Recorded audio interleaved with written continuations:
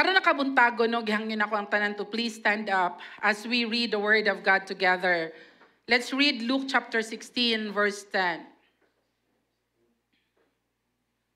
Let's all together read.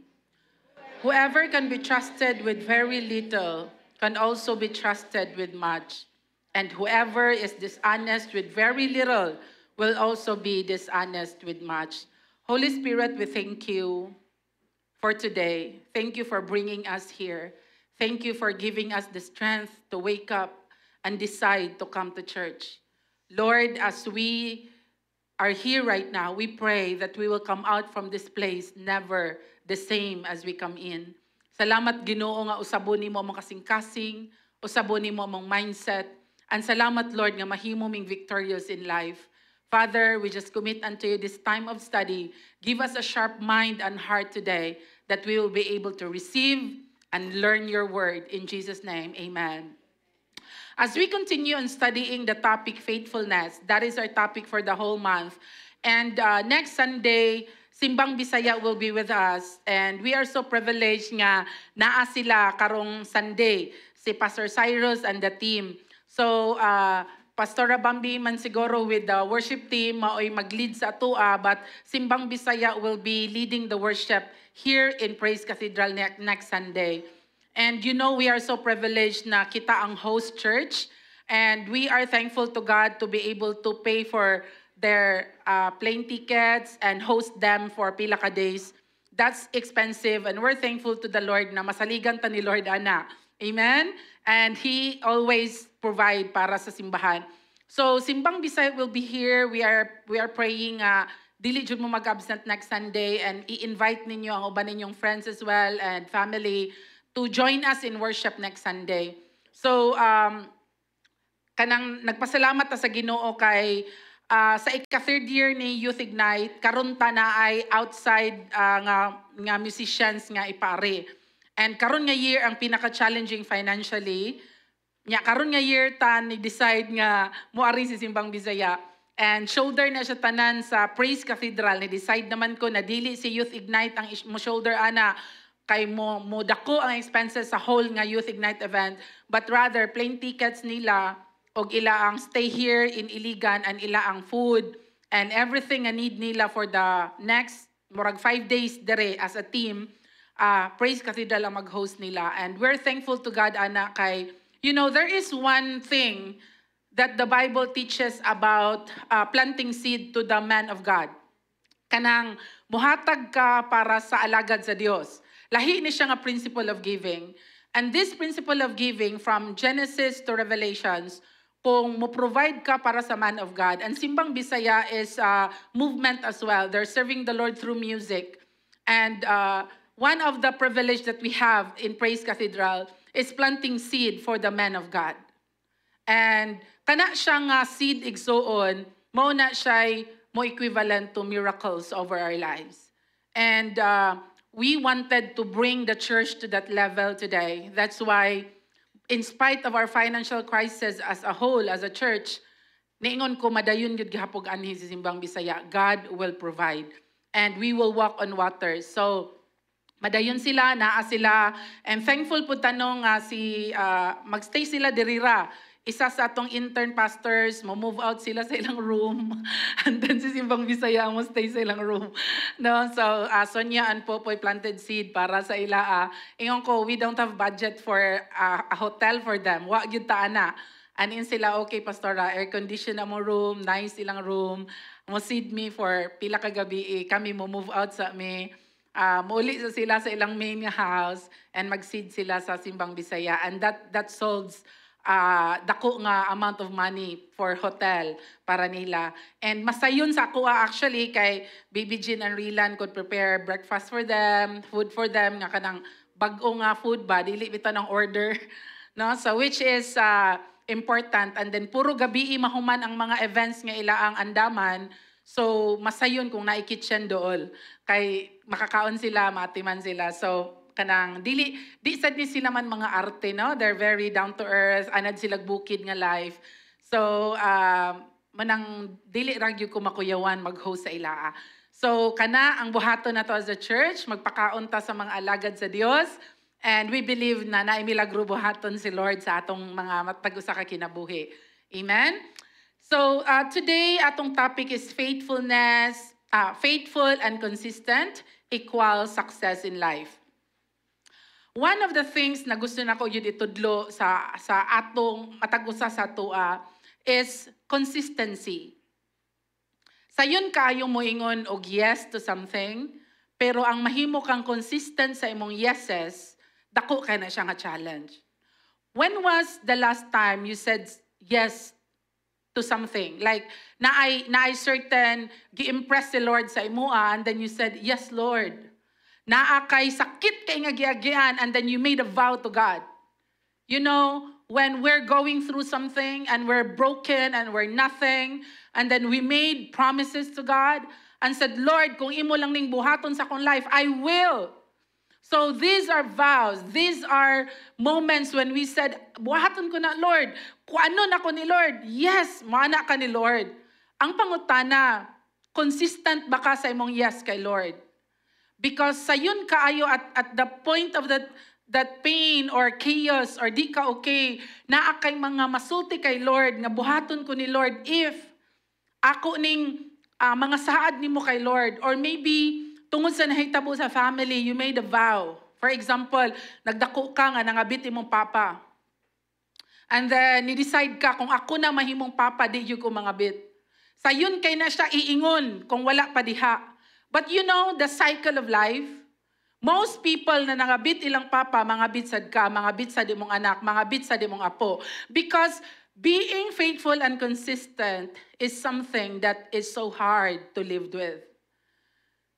Sayon kay mo bungat, dili ko moawat sa ako ang papa, pero matingala na ka, sama na kaniya. Because, again, this is not something that is only psychological. This is a spiritual war. The generational curses igsoon, ang kanang giagian nimo nga, suko kay ka, giagian nimo nga nasakitan kay ka, ikaw mismo dili ka gusto mapariha ana, pero nagmata na lang kag morning, nakita nimo ing ana na sa day ka today. The same sa imong lolag lolo, the same sa imong mamag papa. Pero once upon a time, niingon ka, I will never be like them.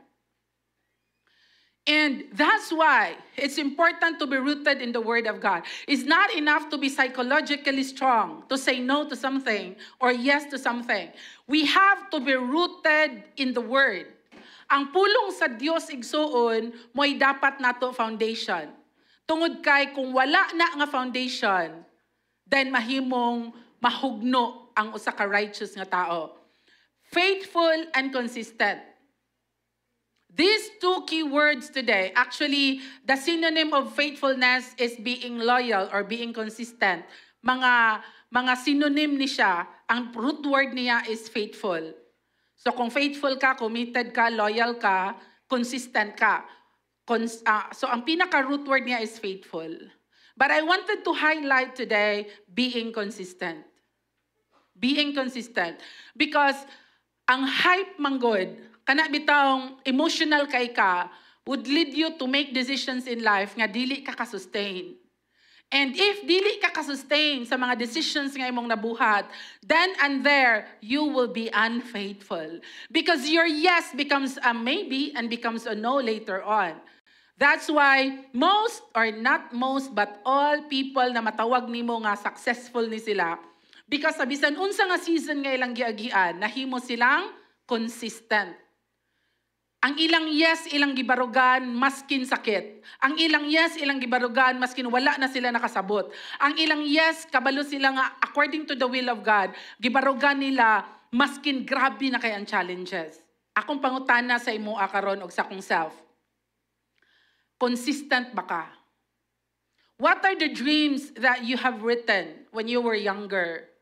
Are you still consistent in achieving that dreams? Or you're like now waving and saying, I doubt. I doubt kung mahitabo pa to akong dream sa una. Everything is broken already. I cannot see a future already. I'm so hurt already. And that dream, I don't know kung mahitabo pa na. And now, when doubts come in, when you're questioning to your own self, definitely, katong imong gisulat nga damgo, 50% unta ato tinuod na because you believe in it. Trabahuan na lang nimo ang remaining 50%. But karon because you're doubting, karon because you're hurting, karon because you don't believe in yourself anymore because of what happened na logically tinuod and fact and reality sa imong life, all the more kato siya nga damgo igsoon, dili na to siya mahitabo. Because again, consistency and faithfulness is the key para mahimo kang successful. Mo-hold on ba ka sa imo ang mga damgo? Mo-hold on ba ka sa imo mga saad ni Lord, maskin grabe na kalisod, and wala na ka nakasabot? Because most people would like, dili na ko Lord, would give up or like would be floating. Kana bitang naaka sa floating mode na kung ahan na lang ka dadun sa panahon, go na lang ka. There is no success in that mode. Because consistency would make you stable and move to the direction that you believe God is leading you in spite of the odds. That's hard. That's how hard consistency is. Kabalo ka nga diri ang damgo nimo, diri ang direction ni Lord nimo, and there are a lot of opposition and odds. Yet you continue. Bahalag mo pahulay basta di lang mo give up. Bahalag mo ra kag kanang turtle mag-move, ingana ka kapoy, ingana ka lisod, ingana ka hinay, pero kabalo ka in your heart and mind, you're not giving up sa imo ang damgo. Because most people would shift direction. Dili na ko ani, so I shift ko, I give up sa original na ko nga plan or desire, nga kabalo ko gihatag ni Lord for me. One example na makita nato in the Bible na very consistent, slide 4, is Joseph.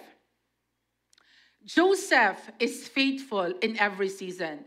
Joseph in the Bible, in Genesis chapter 39 to 41, the 3 chapters of Genesis talks about the story of Joseph, and he's an example of being faithful and consistent.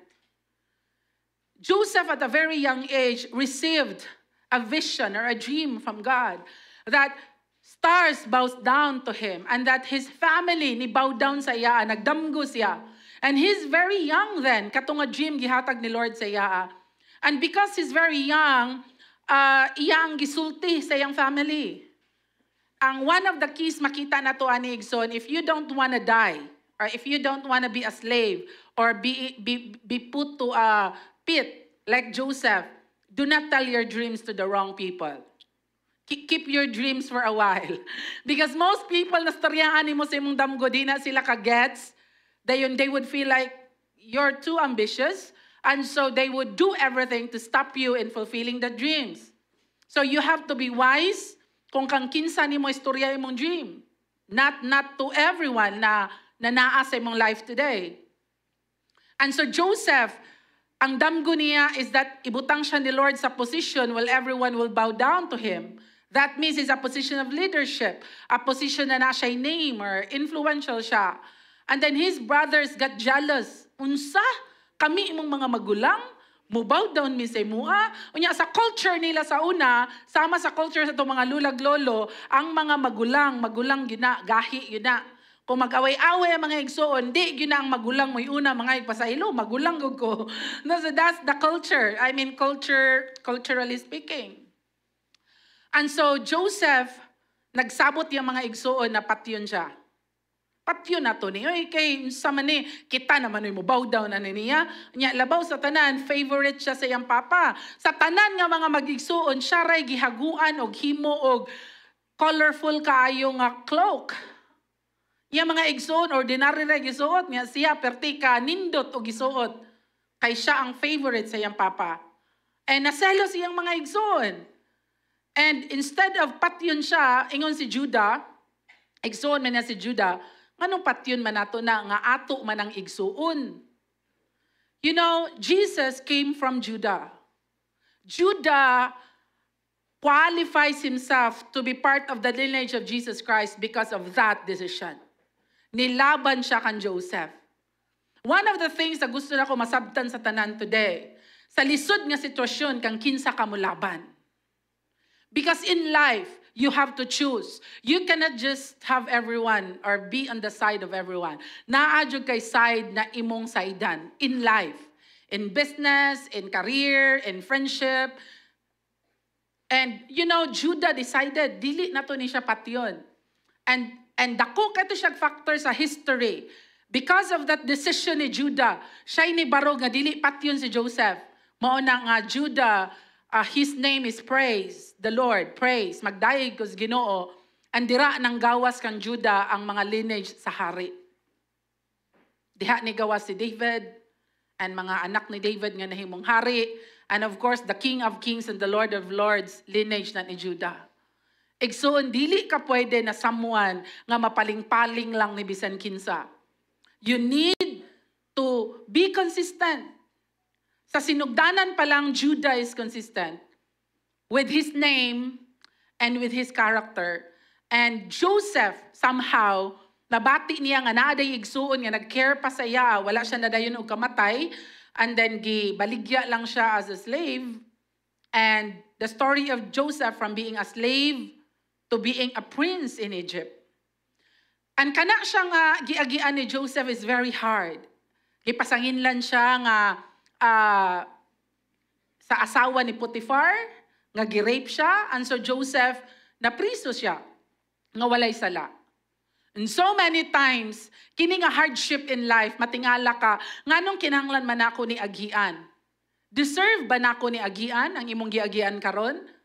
Igsuon sa kasakit nga imong giagian karon, you need to decide. Kinahanglan fixed imong mind, I need to be consistent. I will love God and I will love people. And I am a disciple of Jesus Christ. This is who I am. I am a child of God. And maskin unsa kapait imong agian, kinahanglan consistent ka na. Kay kana siya nga character or kana siya nga pagkaikaw, mo flow ang tanan nga decision nimo. Because you love God and you will love people. You will love yourself first. Kay unsa may ikahatag nimo nga gugma sa uban kung di nimo higugmaon nimong self first. Amen? Usahay, grabe kay ta mo hatag, dinahurot na ta. And matingala ka, wala nagyugkoy mahatag. Sige, puno na kay ka. Why? Because nalimot ka, na dili ka kahatag og something nga wala ka. So for you to love others, you need to learn to love yourself first. Joseph becomes consistent, and that's the very reason why, in spite of the hardship, God made his promise come to pass. In chapter 41, Joseph has given the Lord God an anointing, a gift that can interpret dreams. And so in prison, ay napriso dito nga kanang alagad sa hari, cupbearer and baker, ana sila yung mga damgo. And at the right time, at the right moment, tungod kay naa sa prisuhan si Joseph, siya maoy maka-interpret sa ilang damgo. Pero si Joseph is very wise. Ingon siya, kung makagawas mo diri sa prisuhan, ayaw ko ninyo kalimti. Ayaw ko ninyo kalimti. Ingna ang hari nga wala ko'y sala. Mao ni ako. So igsoon, in dealing with life, it's important to understand that your anointing will pay for your dreams. Your anointing means your giftings. Asa ka maayo. Asa ka gitrain ni Lord. Asa ka gibutang ni Lord. If masabtan nimo na imong anointing will pay for you and it will lead you to your dreams, then dili ka mo divert kung asa ka anointed. Anointed at. So you have to discover your giftings. Asa ko maayo. Unsa akong giftings. Mauna imong anointing. Meaning, naay mga butang nga sayon para sa imo, lisod sa uban. So kung sayon para sa imo, meaning gift na nimo. Para sa uban, kapoy kay nabuhaton, pero para sa imo, mura ra kagadula. Kapoy, pero makafeel kag success or fulfillment. So it means that that's your anointing. Be consistent sa imong anointing. Ayaw og divert to something else because ga-struggle ka to where you're anointed at. Most people would easily decide, gikapoy na ko. For example, isa sa imong dream is dili good magwatak-watak imong family nga imong gibuild atong uli tower dalaga pa ka. Dream jud na nimo nga dili mabungkag imong pamilya. Karon, daghan kayong bati nga nahitabo. Mo give up baka ana nga dream. Because most people would easily give up. There are seasons of separation if needed, if adultery is there. Separation is needed. But do not put an end to something that God put a comma to a certain relationship. Because nakita ni Lord imong dream. Pero if you're someone na wala nag-dream ana, okay ra ko, di, go with it. Pero most of us in the Philippine context would want a family nga dili bungkag. That's why be consistent. If needed og pila ka tuig nga separation para lang naay kabag-uhan sa imong kaminyoon, do it. Can I hear an amen? But in your mind and in your heart, it's just a comma. It's not a period. Maybe for some people, they look at it a period, but in your heart, you're not giving up to the dream.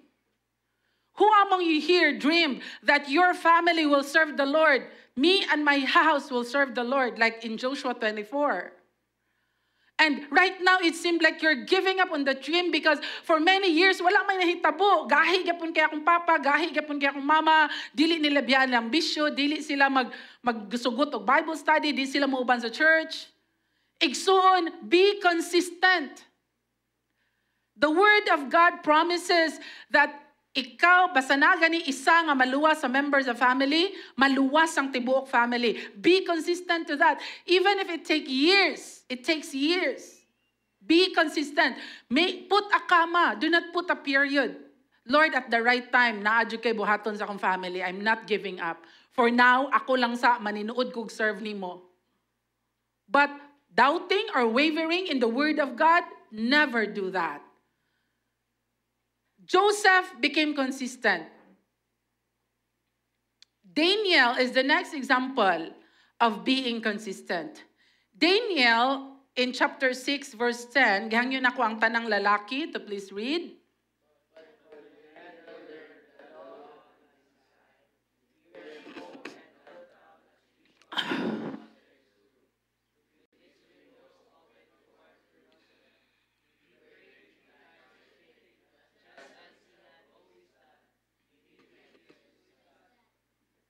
You know, Daniel served under different kings, under 4 kings. Daniel served the Lord at a very young age with Shadrach, Meshach, and Abednego. Bali, kuani sila, gi-exile ang mga Israelites and gidala sila sa Babylon. Gihimo silang mga servants dito. And so Daniel started serving God under the leadership of King Nebuchadnezzar. And he served under 4 kings. Nebuchadnezzar, Belshazzar, Darius, and Cyrus, King Cyrus. And through every regime, lain-lain ni kalidad ng mga hari, Daniel remained consistent. He decided when he was young not to be contaminated with the culture of Babylon. And he decided to pray 3 times a day as a young boy. And through the years, he is consistent in praying 3 times a day. Until one time, the king, Cyrus, decided, ang pinaka-last nga hari, nag-decide siya, nga iundang ang pag-ampo sa bisan kinsa nga Dios, ako inyong ampuan. Nagpahimo siya, dako kay nga stage siya sa iyang self. Ano iyang gusto, tanan nga mga tao mo, bow down niya, mo ampo sa iya. Except Daniel. Daniel, in spite of the bill that has been passed, or the law that has been passed, Daniel remained consistent. Unya, magampo sila sa una, abrihan man yun na nila ilang window, dayon, murag, mag-face sila to Jerusalem. And tungod kay maog yun ila ang naandan, no? Pwede man dito tug nanira lang siya ba, no? Nanira lang siya kanagong strategy pud ba kay para di siya mapriso. Wa gyud pud nangapri ra gyud siya bintana. Dayon atubang gihapon siya kung asa ang location sa Jerusalem. And so naay nakakita sa iya and isumbong sa hari nga si Daniel nagampo sa Dios sa mga Israelites. And gipadakop si Daniel, gi-interrogate siya sa hari, ingon siya, I am praying to my God.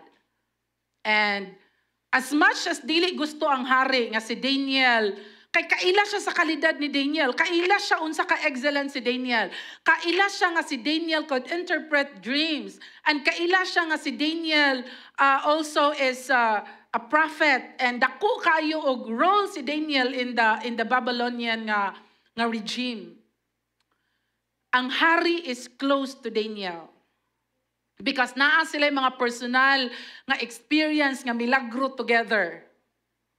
But because naay balaod nagipasa ang hari na tight iyang hands. And so si Daniel giitsa sa lion's den. Mao'y punishment sa ilang panahon basta you go against the law.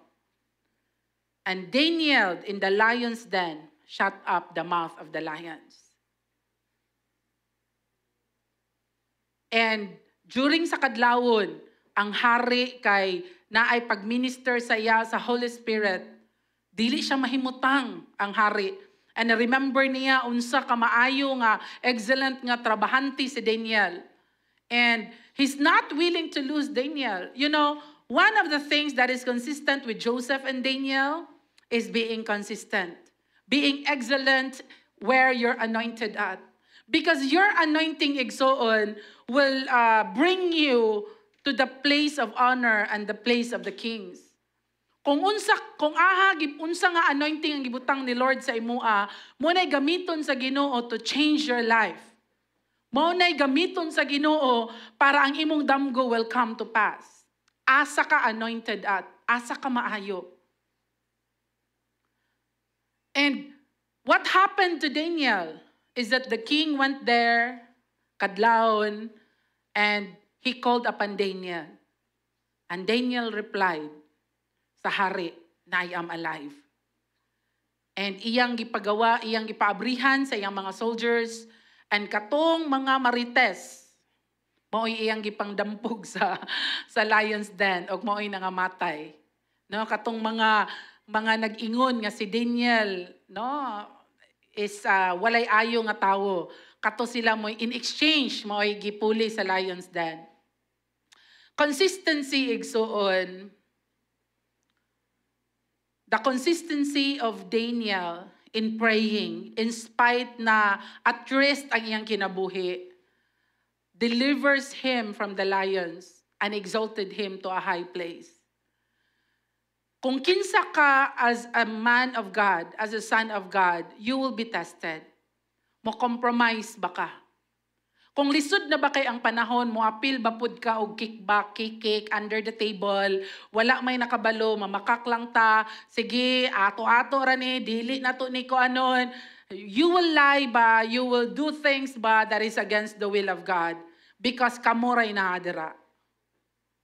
Pero once upon a time, years ago, you said, God, I am willing to serve you. I am willing to be used by you for the expansion of your kingdom. And when times are hard, bubuhat ba kag sayop because para nimo, mora to'y pamaagi para mahaling kawas ka sa imong problema. You are wrong. Once inconsistent na kaigsoon sa imong pagkaikaw as a son of God, there will always be consequences sa atong pagka-inconsistent. Ingon atong key verse in the book of Luke. Ibalik na to atong key verse ate. Luke 16 verse 10. Whoever can be trusted with very little can also be trusted with much. And whoever is dishonest with very little will also be dishonest with much. Siguro karon maglisod kag barog sa unsay insakto because ultimura ka and kung mupiyait ka, mawadaan kag trabaho? Are you someone like Daniel, bahalag mamatay pa ko, dili ko mo himong unfaithful sa akong saad sa akong Ginoo? Once you think today that the money you earn or the position you have, mawala siya kung dili ka mo compromise sa unsay sala or unsay sayop, igsuon, diha na gyud magsugod ang imong pagka-vlogs. Ngano man, tungod kay, yes, sa lisod kay nga situation, sulayan ka. Kung mubarog ba ka as a man of God or mo compromise ka and do sin. The moment you're not consistent, That's the moment igsuon mabati nimo na wala kay success nga tinuod. Maybe on the outside successful ka, but on the inside of you, mura ka gikaon sa imong konsensya nga di ka kasabot na unsa ka. And so you cannot sleep well, and so you cannot decide well. You are undergoing a lot of things emotionally and mentally because ang pinaka-root day ana ni compromise ka sa imong saad ni Lord years ago. And to battle that and to be free from that is to go back to your original saad ni Lord. Mobalik ka igsuon. Daniel became consistent in prayer. Bahalag kinabuhi niya ang baylo, ana. And lastly, our example is Paul. In 2 Timothy chapter 4 verse 7, I have fought the good fight and I have finished the race and I have remained faithful. Paul decided to be consistent. Because nakasulay siya unsa ang kinabuhi nga wala siya kailag Dios. Si Paul nagdako siya as a Pharisee. Gitudluan siya sa Old Testament. And kabalo siya sa Word of God. And pag-abot ni Jesus and pag-abot sa mga disciples, para ni Paul o sa uban nga mga Pharisee, kaning the way or silang Jesus Christ o iyang mga disciples, sila ang sayop. So giingnan si Paul sa pinaka-head ug daghan sila, pamatyon ang tanang Christians. And Paul was very zealous para mapatay niya tanang Christians. Kay ngano man nga naay revolt or revolution na hitabo against the culture sa Jewish culture. Nganong naay bag-o nga something na hitabo. So si Paul nahimo siyang murderer sa mga Christians. Ipangpatay nila ang mga Christians. And then at the road of Damascus, nakadungog siya sa tingog ni Jesus. Paul, ngano man, Saul pa man iyang original nga name, letter S. Nganong imo mangkong gi-forsaken? And then na siya encounter ni Jesus Christ. Personal niya encounter ni Jesus and then nausab ang dagan sa kinabuhi ni Saul, nahimo siyang Paul. Pag-decide niya to serve the Lord, since day one nga ni-decide siya to serve the Lord, nahimo siyang consistent, nahimo siyang faithful, ingon siya, I have fought the good fight, I have finished the race, and I remain faithful. You know, ang giagian ni Paul is grabe kalisod. Kung si Jesus kasara siya gikulata og 39 ka lashes, si Paul 4 times. 4 times si Paul sa iyang lifetime gikulata siya og 39 lashes tungod kay mora nay allowed na kaya sa human body. Pag ika-40 mamatay na ka. Og tanan nga ni kulata nimo mapriso. So 39 ra gyud kutob. Sama ni Jesus, 39 ra pud siya gibunal-bunalan. Ang gibunal sa ilaan na ay tusok-tusok kanang makuha imong unod o gapil. Inigbunal sa imong lawas, tangtang imong unod. Paul experienced 4 times of that. Paul experienced 3 times nga ilang barko nga gisakyan na shipwrecked, nabungkag, naguba. And then, abinyag mga matay na sila tanan. 3 times. Nakasulay siya walay kananay. Nakasulay siya na priso so many times. Siya mo'y nagsulat 3/4 sa New Testament. Tanan halos nga libro sa New Testament, si Paul ang nagsulat ana, and sa prisuhan siya nagsulat ana. Kung basahon nimo ang New Testament, murag makadasig kay no? Pero ang gasulat ana, walay kaon, perting niwanga, o galisod sa iyang kinabuhi. Pero kung mubasa ka sa iyang gisulat, rejoice in the Lord always. I will say it again, rejoice. Pero pagsulat niya ana, halos wala siya kaon. Ginakulata siya sa mga guards. And today, sa grabe nga kalisod atong giagian, mulikramo na ta, Lord, nganong ako man.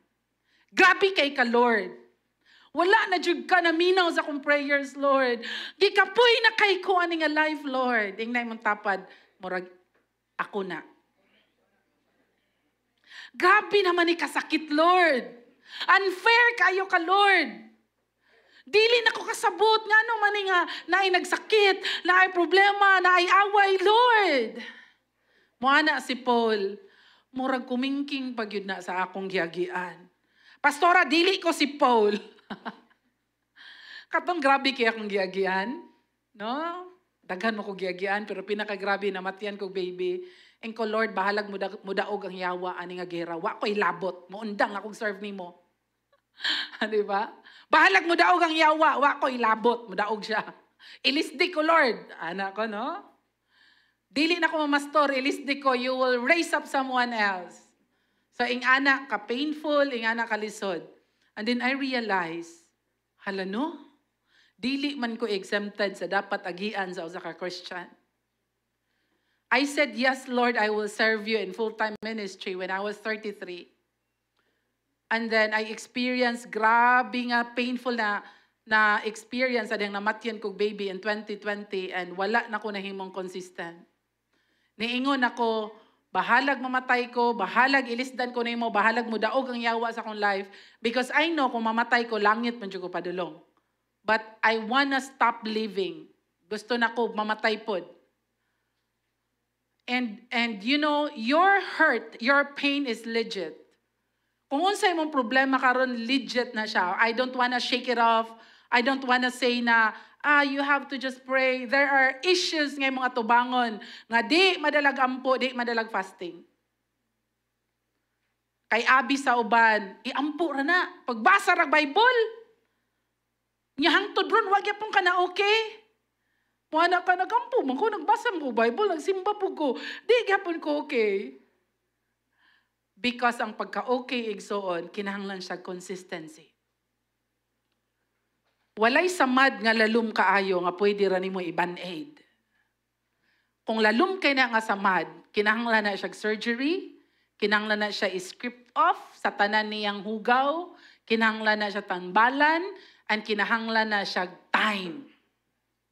That's why kung naa kay giagian karon, and feeling nimo walay nakasabot sa imoa, ang imong giagian is legit, tinuod na, dili na siya dapat i-shake off, pero kinahanglan ka karon mo decide to be consistent. In spite of, kinahanglan ka mo ingon, Lord, padayunon ako mga saad sa imoa. Lord, padayunon ako mga yes sa imoa. Unsa man ang mga saad ni mo ni Lord, unsay mga sabot ninyo ni Lord. Be consistent because your consistency, your faithfulness is part of your healing process. Kung ang healing nimo would take 30 years, so be it. Basta kay after 30 years, fully healed ka and redeemed and restored, praise the Lord. Because daghay na nga matay, wala na restore, wala na redeem, and wala tinuod nga nakasinati sa breakthrough. Because they gave up. Buhi pa lang sila, mura na silang patay. Because they gave up. And when you're that person, ako jugang dasigon karon. Bakod o balik. Be consistent sa mga saad ni Lord. Be consistent sa inyong mga sabot ni Lord. Ayaw og like, murara bitaw ka ganang, kana bitaw kahoy, nga naay grabing bagyo ba? O niya, dako kay nga kahoy, dahil naputol sa bagyo, dayon naglutaw-lutaw na lang siya sa river, nagdrift na lang ang kahoy, ang log. And many of us are like that. Bisag asa na lang ko dadon sa panahon. Dili nakaka-resist, dili nakakabarog, dili nakaka-decide, kay dili na nimo kaya ang unos. Grabe ka strong ang current, and you're like a log that you just flow kung asa ka dadon. Kabalo ba ka nga dili nimo design nga mahimo kang log, but ang design nimo is mahimo kang tree planted beside the river. And every season, you will be strong and you will bear fruit. And that tree planted beside the river is someone who is rooted in the Word of God. The moment igso na grabe ang bagyo, mura kag maputol sa imo ang root, because tanaw nimo mo drift na lang ko, bisag ansa na lang ko, gikapoy na kog fight ani, gikapoy na kog barog ani, wala ra man gapoy na hitabo, then you are choosing to be a log. Munang ingon ang Bible, kung dili ka masaligan sa gamay, ang gamay nga naa nimo kwao na sa imo ay hatag na sa masaligan. Ang gishare ni Brother Gerald kaganina, if dili ka masaligan, mo ingon ang Ginoo, you're a wicked and lazy servant, and then sunugon ka. itambog og sunugon. And that is hell. Maybe today, abi nimo langit ko padulong. Are you really sure? Tungod kay, kung dugay na ka ni biya sa tinuod ni mga relationship ni Lord, and religion na lang ang nabilin sa imo igsuon, hell is your destiny. Because kabalo ba mo nga ang pagkalangit, dili siya by religion? Going to heaven is not equivalent to having kaila ka Ginoo. The devil knows God. May pangyawa, ingon ang Bible, mangurog pa. Imong tapad, kaila na Ginoo, dili pa gid na mangurog. Ang yawa, ingon ang Bible, kailag Dios, mangurog pag yun, makadungog sila, mangurog. Kabalo mo daghan sa tuwa karon, dili na mangurog, oy. Maghubog, kabalo kang sayop na, ay, oy, pagpangurog. Mag-drugs, magbisyo, babae dire, babae dito, lalaki dire, lalaki dito. Kita di ta mangurog. Are you sure kailag yun ta Ginoo? Kay ang yawa, makadungog sila sa ngalan sa Dios, mangurog man sila. Ingon ang Bible, kaila sila Diyosan mangurog. Pero kita wa na pagpangurog, eh. And then we're thinking, alangit ka padulong. That's why the Bible says, daghan mo ingon sa kog, Lord, Lord, tigsimba man ko. Lord, nakas-experience man kog deliverance. Lord, nakasulay man kog ingani. Moana si Lord, wala man ko kailan nimo. I don't know you.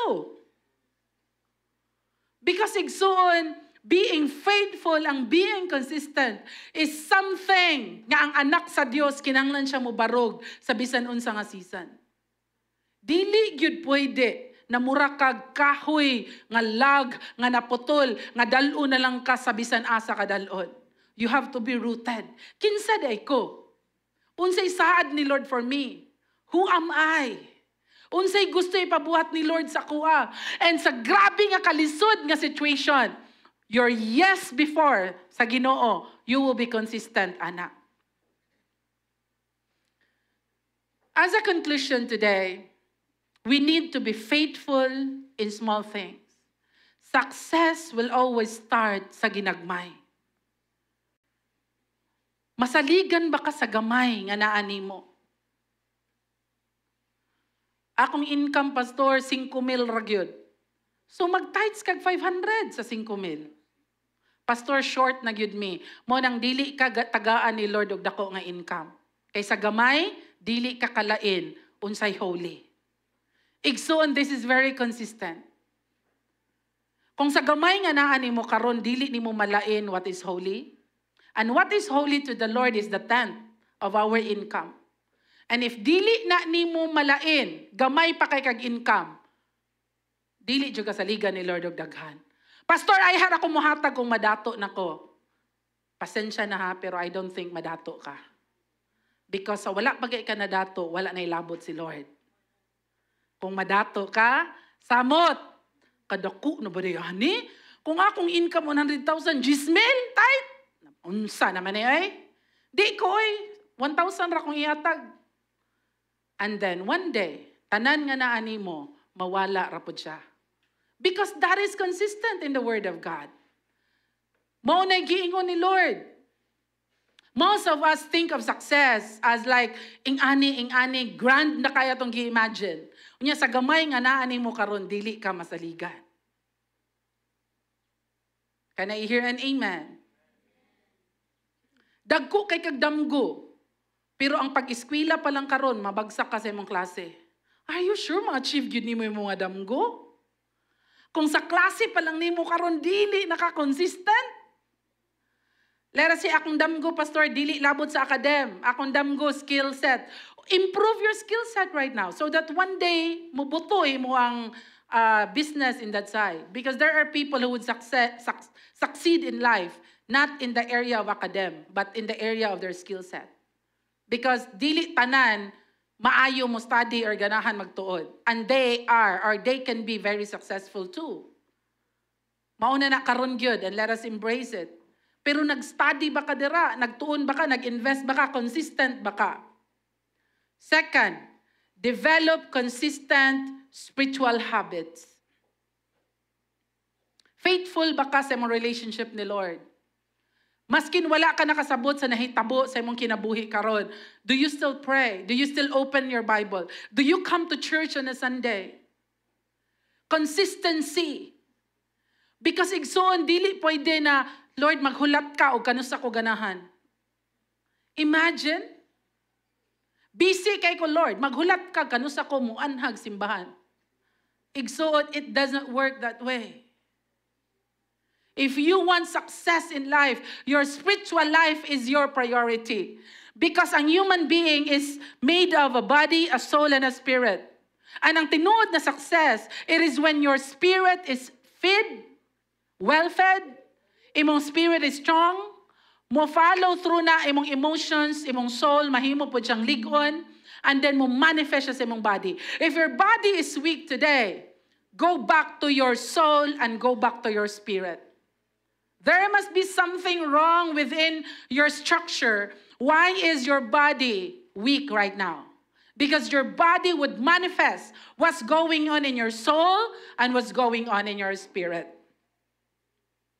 Lastly, stay the course in hardship. Even if it's hard, be faithful. Faithfulness is always tested. Sulayan ang imong pagka-faithful, igsoon. Stay in course. Ayaw og kana bitang palayo sa unsay dapat plano ni Lord sa imoa. Kinsa sa inyo nangutana unsay plano ni Lord para nimo? Ang tubag ana, ang iyang kabubuton og plano para nimo is that sa tanan nimong buhaton mag-glorify siya. Mao na imong design. Sa tanan nimong buhaton mag-glorify siya. That is who you are.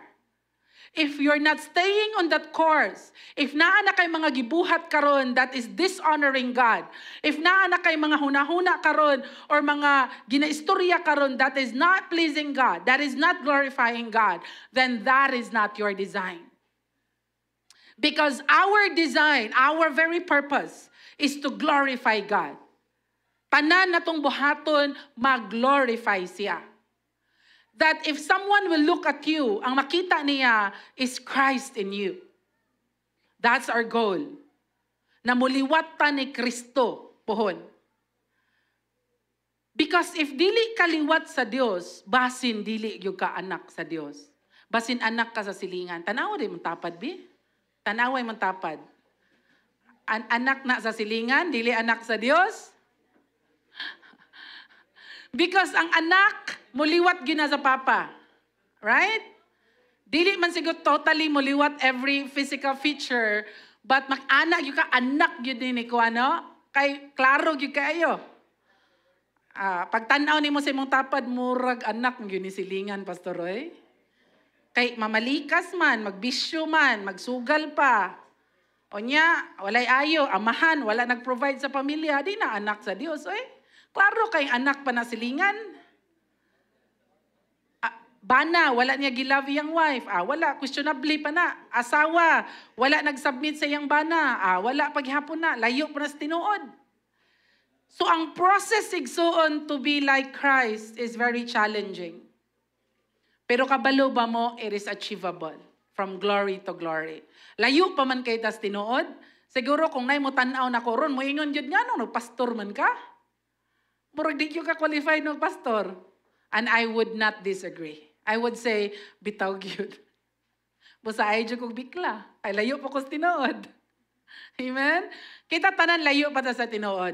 But the good thing is, kung consistent lang ta, makakita yun ang success. Consistent lang ka ba? Baalag hinay kaayo ang imong movement. Basta nag-move ka. Wala ka nag-drift away, nilahi na kag-course, nang luod na kas Ginoo, adi nagyug ko. Igsoon, kabalo ba mo, isa sa verse that really struck me, nga nung nibalik ko ni Lord, tungod kay ang tao di ay nga nakadawat nagrasya sa Ginoo, kaila na siya ni Lord.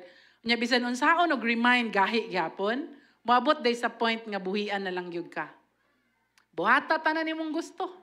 Hangtod nga ma-meet nimo si Satan. No, kay ang grasya that once you received, the salvation that once you encounter, imo na bitong gitamak-tamakan, imo na gyung wala na nimo gi-value ba? Then the Lord, because He is gentle, will just let you drift away.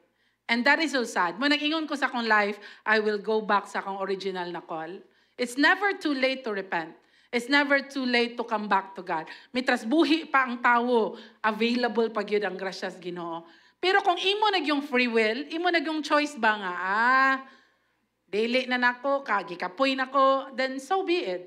But if you will stand up again and decide to be consistent, no, there is always a chance na makita nimo imong dreams coming to pass. Gihangyon ako ang tanan to please stand up as our worship team would lead us in a song. Be reminded today of your encounter with God. Unsay mga encounter nimo ni Lord na niingon kag yes Lord. Unsa kahato nga mga moment nga niingon kag sige Lord buhaton ko na. Yes Lord makig-partner ko nimo. Go back to that and then decide again today to be consistent and say, Lord, help me. Help me to be faithful. Help me to be consistent. And help me that I will be able to see success over my life and family.